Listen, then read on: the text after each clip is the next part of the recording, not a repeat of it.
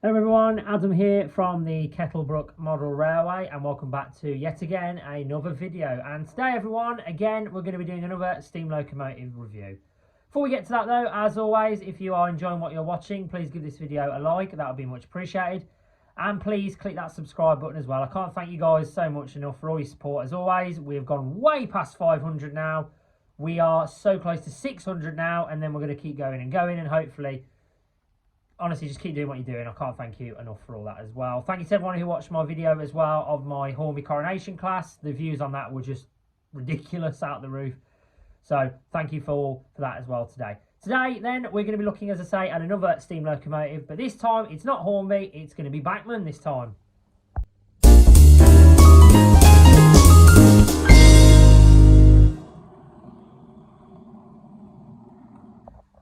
Right, so let's jump to it then. So today we're going to be looking at this for me is one of my favourite models that I own, purely because of how it looks, purely because it's got a uniqueness to it, which is pretty evident to see when I'll show you in a bit.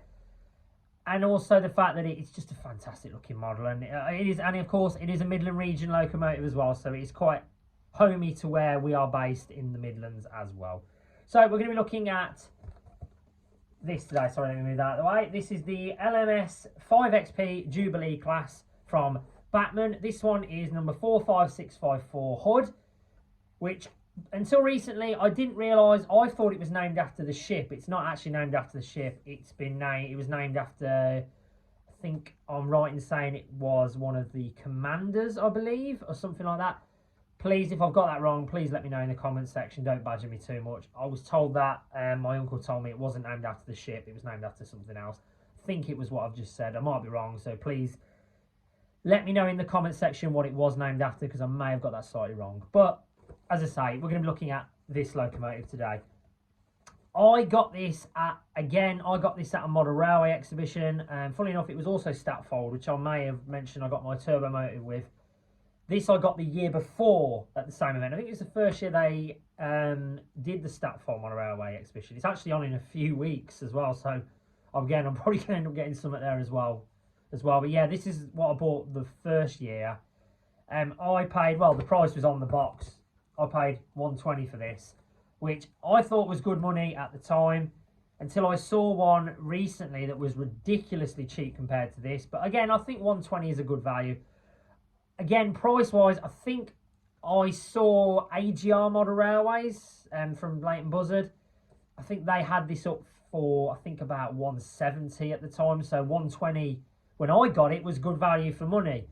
I think it's around that. It's probably around the £140 mark, something like that. I'll put a picture on the screen, as I always do, just to see what the let me get it right. The comparisons are to now, and have a look at it as well. So yeah, we'll have a look at that. So yeah, that will be edited in. Sorry, got that words mixed up there. So anyway, we're going to have a look at it in detail on the track and everything like that. But as always, before we get into that and look at it in the box and what you get in the box as well, here is obviously the introduction and the history behind the LMS Jubilee class. The London, Midland and Scottish Railway LMS Jubilee class was a steam locomotive designed by William Stanier. 191 of the class were built between the years 1934 and 1936 and were built concurrently with the similar looking LMS Stanier Class 5 460 locomotives. The Jubilees were nicknamed Red Staniers due to their crimson liveries. The last 5 locomotives of Henry Fowler's Patriot class, on order 5552 to 5556, were built with William Stanier's Tapper boiler, and so became the first of the Jubilee class. 113 locomotives were ordered straight from the drawing board. They were initially a disappointment. Their moderate degree of superheating often left them short of steam. Changes to the blast pipe and chimney dimensions helped to transform them. On the 29th of April 1935, number 5552, the first of the class, permanently swapped identities with number 5642, which had been named Silver Jubilee on the 19th of April 1935. This was in recognition of the Silver Jubilee of King George V on the 6th of May of the same year. This change gave the name to the rest of the class to see LMS Jubilee Class 5552 Silver Jubilee. Earlier on, from the summer 1934, they had been known as the Red Staniers because of their crimson livery. This helped to distinguish them from the black Staniers, the LMS Stanier Class 5. These engines were named after former Commonwealth states, countries of the British Empire, British naval commanders, admirals and notable Royal Navy ships. Two of the class, however, number 45732 and 45733, were named after the participating locomotives in the Rainhill trials. Until the late 50s, Jubilees were the largest express engine normally found on the lines running out of London St Pancras. They practically monopolised the role of the main express engine, with the occasional Royal Scot popping up. They could nevertheless be found on main lines throughout the former LMS system. They're regarded as more powerful upgrades to the Midland Compound 440 locomotives. The Jubilees were a rather common sight on the Midland Main Line, the West Coast Main Line and the Settle and Carlisle Line, but were eventually displaced by the much more powerful Royal Scots during the 1940s.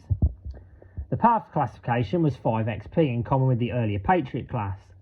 In January 1951 the classification was revised to 6P and in November 1955 to 6P5F, but this change was not applied to locomotives' cab size, which continued to show 6P.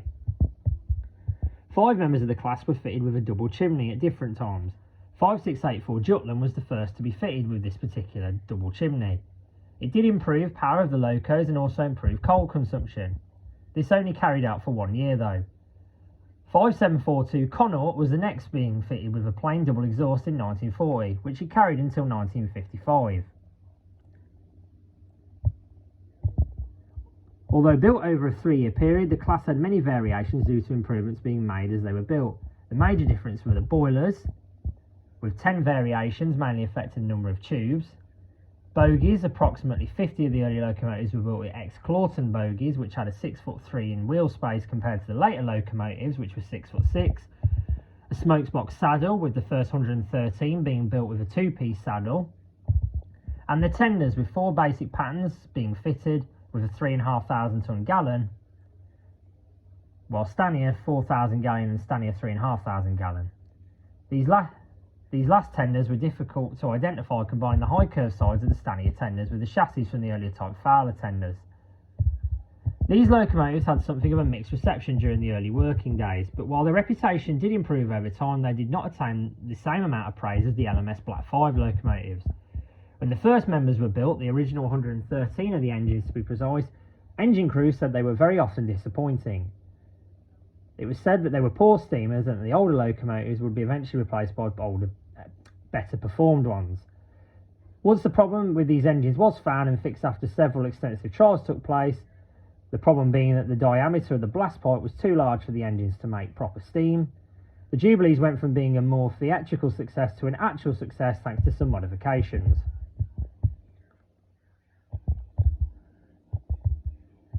As to this day, 4 Jubilees have been preserved, 2 each built by Crew Works and by North British. Numbers 45593, Collapore, and 45596, Bahamas, were purchased directly for BR for preservation, while the other 2, Leander, number 45690, and Galatea, number 45699, were saved from Woodham Scrapyard in Barry. All 4 have operated on the main line.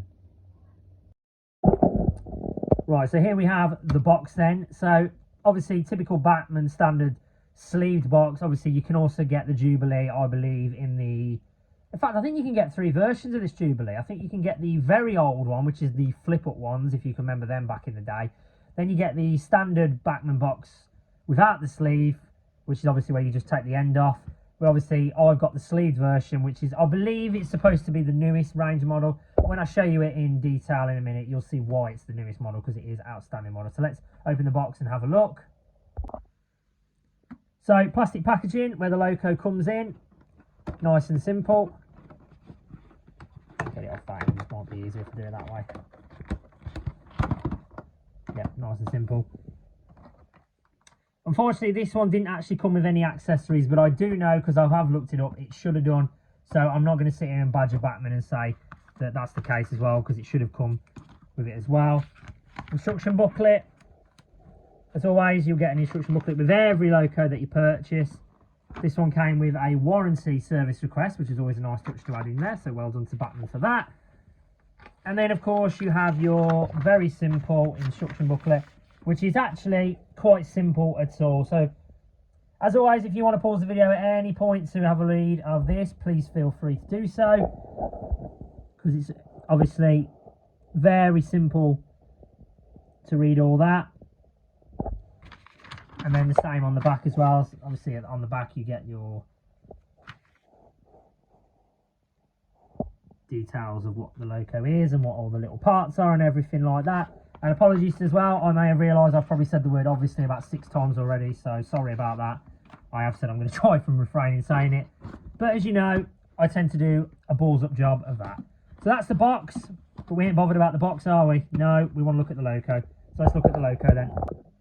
Right, different way of doing it this time. I noticed a few of you in the comment section have said that you'd like me to keep the camera still, so I'm going to try and do that now and show you this a lot easier as well. So as I say, lovely looking locomotive. The green is excellent. It's definitely a BR, British Railways green, so that's a great start as well. The front of the loco, you just turn it slightly, you can see there you've got the lamp, which obviously has been fitted by us. The number is excellent, you can see that very clearly, and also the just about see the shed code there. If I move it a bit closer, you can see it there, 9D. Again, please let me know in the comment section what that is. Thank you to whoever it was that let me know. It was Camden on the coronation class as well, so excellent, thank you for that. Nameplate there, that isn't etched, but you can actually get etched nameplates. They did come in the box, so again, that's excellent work by Bachmann, so well done for that. Metal pipes down the side, please be careful with these, they are very fragile, but they are excellent and they are a nice touch as well. You've got the stickers on the top of the loco by the boiler and by where the whistle is as well to the left, so that's good. Running plate, again, that is excellent, that is perfectly straight as well, so again, excellent job Bachmann, well done for that. Steam pipes as well underneath the cylinder block, they are excellently there, and the side steps as well are glued on perfectly fine, although that does look slightly bent, but I promise you it is perfectly aligned. And buffer wise, as you can see, they are sprung. Ignore that buffer, it is slightly bent, that was my fault, not Bachmann's. And of course you get the vacuum pipes as well. There we go. Along the cab we've got the number, which is excellent, and of course the reason I mentioned this loco is uniqueness is because it has the yellow warning stripe, which if you don't know what that is, basically when the diesel started coming in, the yellow warning stripe was introduced basically to stop locos going under the electric wires on the East Coast main line. I'll probably do a video on that in the future to explain more, but yeah, basically that's what it was. Tender wise as well, you've got the rivets on the tender, which was realistic. The British Railways emblem is good as well, it's perfectly in the middle, so again, excellent job there. And then in the cab as well, I will show you in terms of the detail. I'll probably have to move the camera out slightly. Again, obviously can't see everything because the drivers are in the way, but everything is in there. You've got all the pipe work in there, you've got the driving regulator, you've got the brake in there as well, and the firebox as well. It doesn't have a firebox globe, but to be fair, this isn't, if this model had come out today, it probably would, to be fair. Core wise, we have put our own in, but the one that was in originally, again, wasn't awful, so you could probably keep it in if you wanted to. Safety valves are fine at the top as well, and the whistle looks pretty good. Sorry, I've lost the camera there. The whistle looks pretty good as well, and the hatch doesn't open on the top, so that's the only, that doesn't work, never mind. And then at the back, sorry, there we go, you've got the LMS logo, you've got the vacuum pipe on the back as well, and again, the buffers are sprung on the back as well, so excellent job there Bachmann, nice job. This is such a lovely looking locomotive. I always think it's one of the best that I have, and yeah, I say I can't really fault it at all. It's absolutely immaculate. They've done such a good job with this, and to be fair, even the older model I think is quite good, and I do believe the one you can get in LMS red is a pretty good model as well. So like I said, absolute spot on. Well done Bachmann, you have made an absolutely brilliant Jubilee class locomotive. If anyone else has got one of these, please let me know in the comments, because I absolutely love this, and I'd like to know if anyone else has got the one with the yellow stripe, because it's quite hard to get hold of. I've probably already mentioned that already, but I haven't seen it very often. And when I saw this at the exhibition when I bought it, I was like, wow, I've got to get that. I was iffing and butting, I don't know why, because it's such a beautiful looking locomotive. There's hardly anything wrong with it. There's no issues detail-wise. And as you'll see in a second, there's no issues with it running either. So let's go ahead and look at it running on the track. And then as always, I will give you my final thoughts on this locomotive. Right then, here we have it on the track. So we're going to give it a test run, and I'm going to show you why this is such a good locomotive. Also, I did forget to mention when I was detailing, which is a little bit naive of me, there's also a nice little added touch as well to this locomotive. The smoke box actually opens as well, which is quite nice. You don't put the DCC chip in there, so don't think ahead of yourselves, but it's always a nice touch to have something like that quaint as well. Bachmann have done that as well. I've got a standard 4 that does that as well. So, again, even more of a nice little detail that they've added that as well. Right, let's get round to running it. So, let me zoom the camera out because you won't be able to see it properly. So, I mean, that's 20%, and as you can see, it's already starting to pull off. Look absolutely lovely. Runs very smoothly. Not much noise to it as well. There's no buzziness or anything as well. And then in reverse as well, as you can see, yeah, that's 30% power, and that's running exactly as you'd expect it to be. And then let's get it on some coaches and get it pulling our lovely maroon Mark 1s. Off it goes, pulling nicely. Looking very nice indeed. I haven't got anything like comparison wise to a Jubilee, so I thought I'd just stick something random on. So I've got here my Robinson 04, just pulling some, pulling our mixed freight loads. So yeah, as I say, I've got nothing really to compare to the Jubilee, so I've just had to leave it, put that on it, just something a bit different. So as I say, yeah, look at that, running absolutely lovely. It is, I keep saying it, but it is such a beautiful looking model. If you want to get one of these, as always, I will leave a link in the description to one of these, because I would honestly definitely recommend getting one of these because they are such a great model. And I haven't heard many complaints about it. In fact, I don't think I've heard any, to be honest.